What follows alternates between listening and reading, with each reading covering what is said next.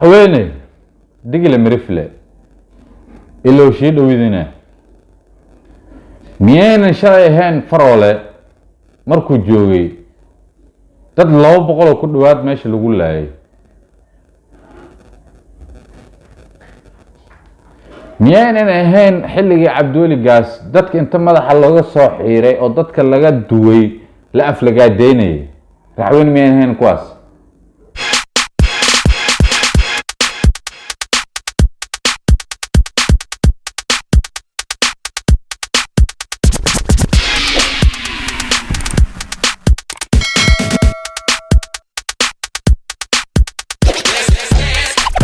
السلام عليكم ورحمة الله وبركاته. halkaad naga daawanaysaan waa muuqaal baayaasiisi official soo dhawaada meel walba aad joogtaan Soomaali Maxamed waqti walba oo idin tahay wacan oo wanaagsan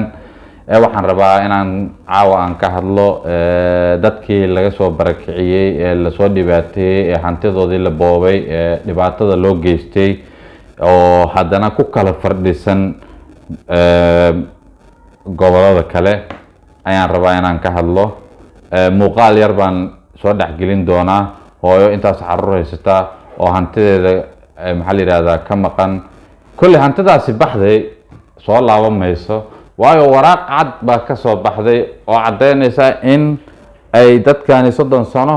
ay ku deganaayeen meesha sharci daro etminis hantidaas way ku deysay mar hadda sharci daro ay ku degneed hantidan sharci daro weeyaan maamul la wareegay qodobka horta taas waa mid tan labaad arinta waxa looga gol lahaa waa laga wada hadlay horan waa uga hadlay haddan waa ka hadlaya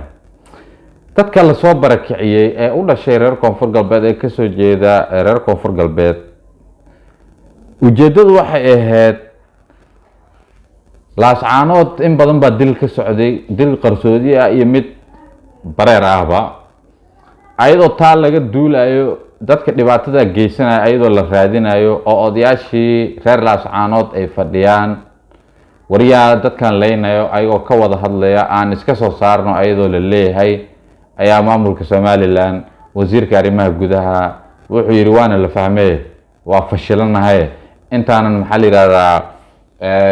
reer laascaanood fartan ugu soo fiiqin masaakiinta meesha degan aynu qoorta u saarnaan barakicino waxay hayaan aan ka reebno hadalku waa saas yaan runtii markii la soo sheego waxba aan la soo qarqarin hadalku waa warkaas waa live saas cad weeyaan yani qof kulle aniga hadda meherad baan leeyahay meel baan fadhiyaa haddii aad tiraadid meeshan sharci dare kugu furan tahay kaloosa laga saaray adna bax ani ma socotid hantidooda u socotaa yani taasi waa bob caadi ah oo dhaca iyo arintan dilka ah ee 83 qof ee dhulbaahanta ay sheeganayso reer laascaanood ay sheeganayaan in la dilay oo lagu qarinayo arinka oo lagu qarinayo taa siyaasadda dhabta waa taas sida awgeed ayaa dadka loo soo raafay haba la soo raafay ma xumo si qaab daran baa loola dhaqmay caruurtoodii qaar ilaa hadda la laayahay hantidooda horta warkeedaba jooji waxaan leeyahay waxay tahay hooyo intaas caruur haysata ayaa waxay tiri caruurtan ninka dhalay waxa uu laascaanood la geeyay kan dhabteeda saaran asigoo oo kala ah ayaa laascaanood la geeyay asuu intuu koray asigoo wax ka meesha uu ku guursaday ku dhalay masharci dara waanu ma xayawaanaad ma mudaan mase aqliga waxaad leeyihiin aqligu wareer koonfur aqli uu maran yahay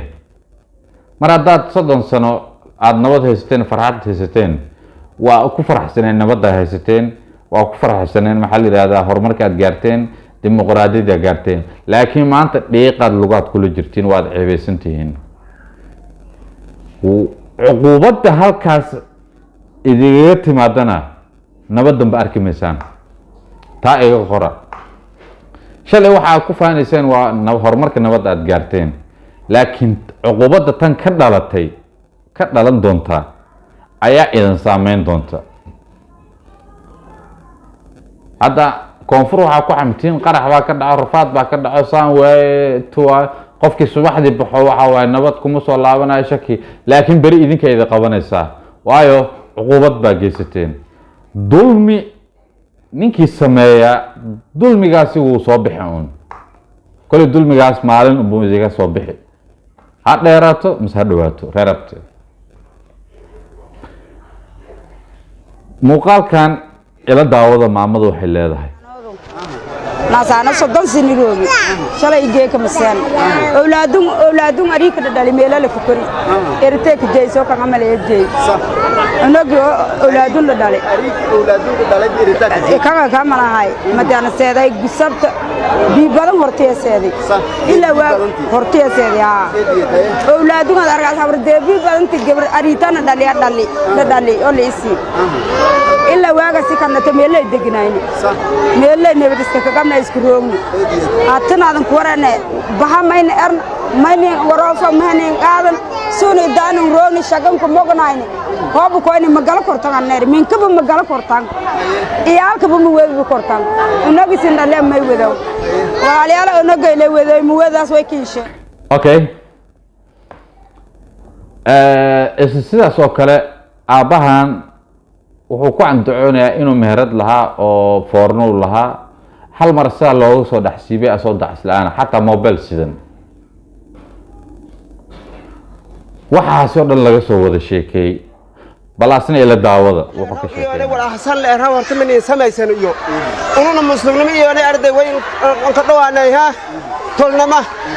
Soomaalida ka dhawaanay tolnamadii way nin ogolaad way Soomaalida way nin ogolaad way nan kastaba arday way wareeriyay arday habeen leebna hana raafi okay markii la hasan raafay wali yaabo siinka dornaysan ta ku tabtay may kumid wala una katabni hada arday hanta dhawaan oo moqon hanta dhaw ya no moqon ana kila hadalay way oo moqana foorna dhaw arday haysidi foorni haysidi foorni ana haysidi arday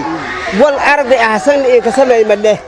ma ala lacagtay baatay ma ala moobelada ma ala kaararkayna haatay arday finish meel lay yaalan wal ana li raabadi ma jirt ha okay marka suk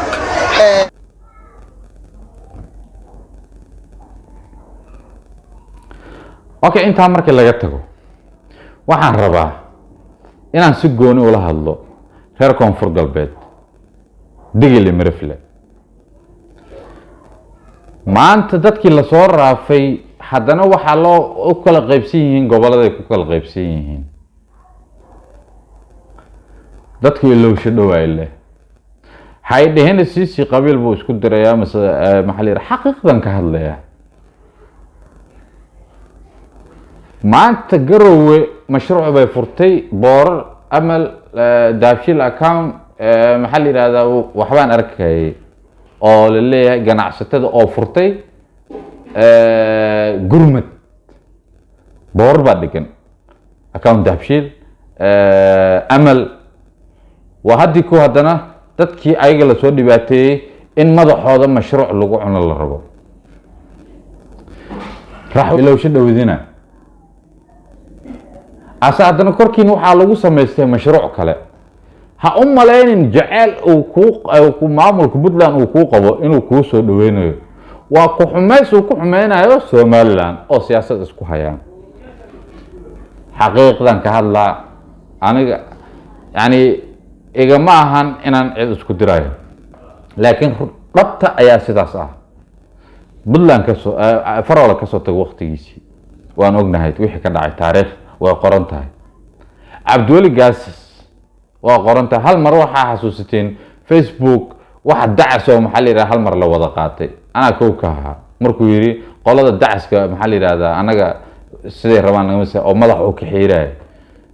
dadka dacaska qaatay Facebook oo dacaska ku soo labistay Facebook qaatay oo waxaan ka mid ahaa anoo dacas wato ayaa ku xukumayo dadkii dhahan ka mid ahaa durba ilowdeen soo dhaweynta soo dhaweysateen waa ku mahadsantihiin aad soo dhaweyseen reer Puntland waa ku mahadsantihiin laakiin ha ugu sii darina in madaxooda mashruuc aad ku cuntiin idinkoo ku xumeynaya Somaliland waxaan rabaa inaan si gooni ula hadlo maamulka koonfur galbeed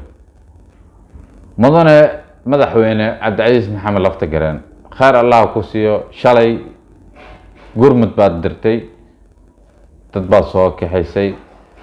gobolkoodii aad dib ugu soo celisay waad ku sharfan tahay haddana waxa aan rabno xitaa aan kaa codsanaynaa in inta gobolada haddana maxaa la yidhahdaa inta lasii dulmin lahaa oo sharaftoodii haddana lasii dili lahaa madaxoodii korkooda mashruuc madaxoodii lagu cuni lahaa in kuwaasna lasoo aruuriyo oo laisugu keeno goboladii ay ka dhasheen war hadduu muuqaalkeeda idin soo gaaro digli mirifle caqligiina ha shaqeeyo caqligiina ha shaqeeyo yaan madaxiin wax lagu cunine yaan meel walba laydigu dulminin ilaah baa diinta idin baray oo waxa dadka aad kaga duwan tihiin oo maxaa la yidhaahdaa aad leedii ugaarsanayo aad u aarsan la-dihiin ilaah baad taqaanin diin baad taqaanin oo aakhiraad u baqdeen aakhiradiinaad u baqdeen balse dadka aakhira adduunyo midna aan aqoonin ee waxay rabaan ay sameynayaan weli way taagan yihiin marka waxaa idin leeyahay jaaliyadda hadda isku aruursanaysa inay dadkaas caawiso min fadlakum waxaa samaysaan dadka meelaha kale jooga ee ku dhibaataysan ee lasoo dhaweynayo gobolada kale lagu soo dhaweynayo in hal meel la isugu keeno deegaanadii ay ka dhasheen ay marka hore ka tageen in la isugu keeno maamul bay leeyihiin nidaam baa ka jiro madaxweynea joogo lafta gareenaa joogo shalay diyaarada u diray maantana waxaan ka codsanayaa in jaaliyadda ay isxilqaanto dadkaasi diyaarado loo diro gebi ahaanba la isugu keeno maamulkoodii oo wixii loogu gurmin karo wixii loo qaban karo halkaas loogu qabto